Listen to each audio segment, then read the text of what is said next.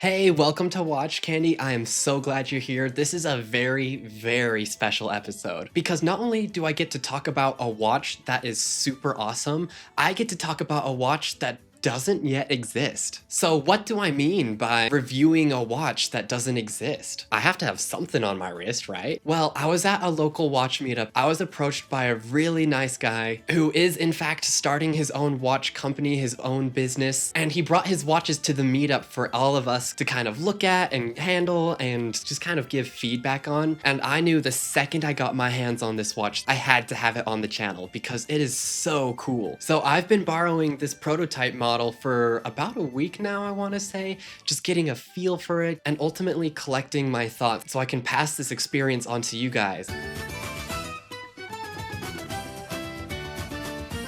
Here at Watch Candy, we don't do things quite the same way other people do. I plan on focusing much more on the watch through an artistic eye as opposed to purely like spec-wise, especially since this watch is a prototype. I really want to dig in deep into its design, which is quite original while still feeling like a very wearable and traditional watch. But we'll get to all of that. So what is this mysterious new brand? Well, that is none other than Mount West. As you can gather by the name, this brand is very much into outdoorsy, rugged aesthetics. But all right, enough gatekeeping. Let's talk about the watch. This is their debut model, the Summit. Of course, getting into the specs, we're just gonna run through it. The watch has a sapphire crystal, which is very, almost imperceptibly domed. We've got stainless steel, a Sellita SW200 movement, a date function at 6 o'clock, a case width of 39mm, thickness of 11.8mm, and a lug width of 20mm. The watch is water resistant to 200 meters and has a screw down crown and screw down case back. The clasp is a super satisfying milled scissor clasp with on-the-fly adjustment and one little hole of micro adjustment. It is unsigned. I typically prefer to see a signed clasp. However, I feel like a signed clasp on this watch might tip it over the edge of being a bit of an overwhelming design. I admire the restraint and just letting it be.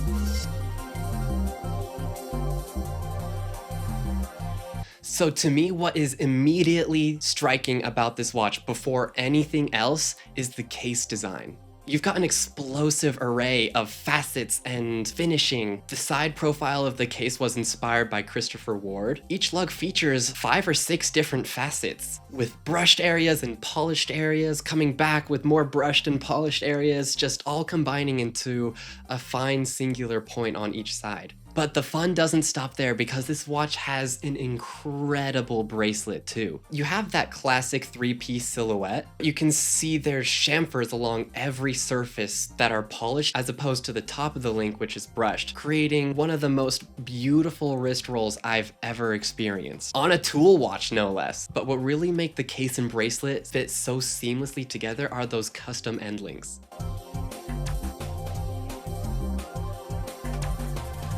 What I love about those end links is that for once, finally, they don't just make the end link try to blend with the bracelet so the bracelet visually just goes straight into the bezel. They've actually created a concave, faceted, angular style that allows the segmented style of the bracelet to form into the faceted, pointy case in a visually seamless way. So many times I see a watch that has a beautiful bracelet, a beautiful case, but for some reason the end links are just so overlooked and just feel like either an afterthought or honestly like there was no thought at all. But on this watch, they're excellent not only visually, but they actually have a practical function, which allows us to segue so magnificently into talking about the bezel, or should I say bezels.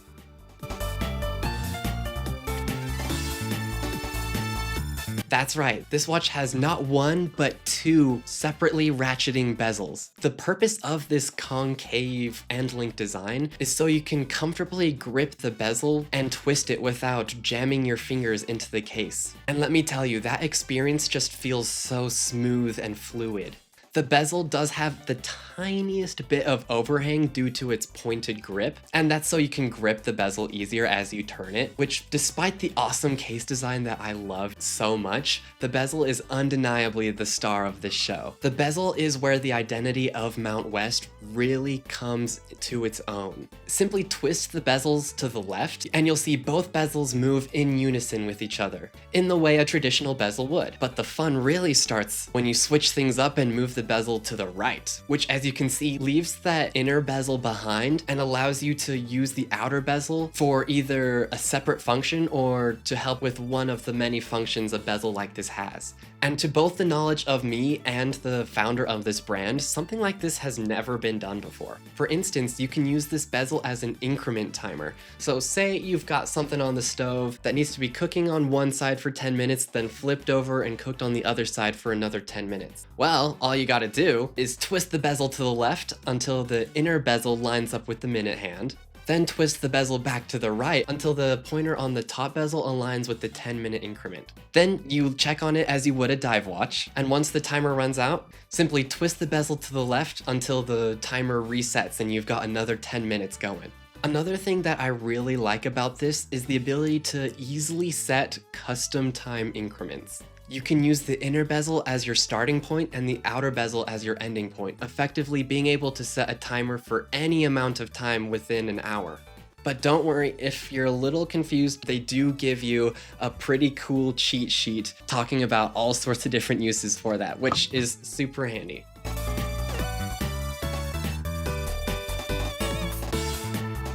Alright, we've gone through the bezel, we've gone through the case and bracelet, the clasp. Let's talk about the dial now. And with that, you've got a custom handset. You've got these big, fat, fence post shaped hands. But the hour hand has a big square cut straight through it so you can see the 24-hour scale underneath as it passes through, which adds yet another dimension of utility to this watch. The hour markers are these big fat squares of lume, with the exception of 6 with the date, 12 with the branding, and 3 and 9 where you've got a little triangle cut out of it with a colored point to fill in that space.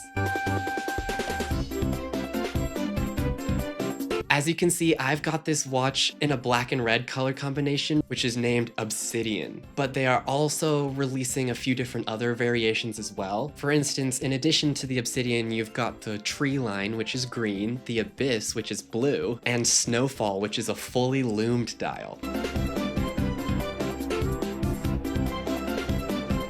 So now we've covered all the basics, we've covered all the design, let's get into my critiques. Keep in mind this is a prototype, and because of that, the critiques I have with this prototype are mostly solved in production models, which I have not been hands-on with. My first critique is the sizing. Not the dimensions, but sized all the way down to try and fit my 6¼ inch wrist. It just doesn't quite fit. It's so close enough to be wearable, but to anyone with a wrist that is smaller than like 6½ inches, it just isn't gonna fit unless you like it loose. My second critique is the lume. The lume on both bezels, the hour indexes, and even the case back is awesome. But the most important place to have lume is on the hands, and the hands do have a very, very small portion of lume on them, but it's so insignificant that it fades immediately, rendering the watch a super awesome and entirely useless light show after dark. My last real critique about this watch is the micro adjustment on the clasp. It works, it's great, don't get me wrong, but as you lengthen that clasp, you just get a plain slab of metal as opposed to something a little bit more elegant that other brands have. So I would have loved to see something that is a little bit higher end with this watch, and something that makes me want to use the extension if I needed to.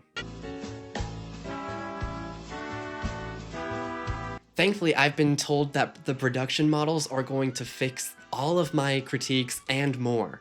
For example, the lume on the hands is going to be a much better, much higher quality and brighter iteration of lume, as well as on the minute hand having a larger section of the hand be loomed. There's going to be lume on the second hand. They're going to add more screwed in links on the bracelet, which is perfect. I don't know if you caught it in the B-roll, but at resting, the bezels don't quite line up. Of course, that's being addressed, as well as an alteration to the bracelet links, which will be independently hinged instead of right now being one solid piece per link. The bracelet will also have quick release spring bars. I do know the logo will also change slightly.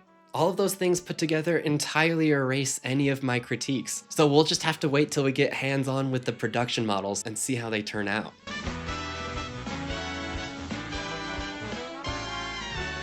Last thing to talk about is the price. At the time of recording, these watches pre-order at $1,450 US, which is definitely not an inexpensive watch, but because of the proprietary bezel, the highly detailed case design, and the overall quality of the watch, which all put together justifies the price, at least to me. So to wrap everything up, I, of course, love this watch. It's not perfect, no watch is perfect, but wow, this watch has so much to offer that you really just can't get anywhere else. Quite literally in some aspects. Like I said, this is the brand's very first model line, and I think they've absolutely nailed it. I am so excited to keep watching this brand, and I think all of you guys should as well.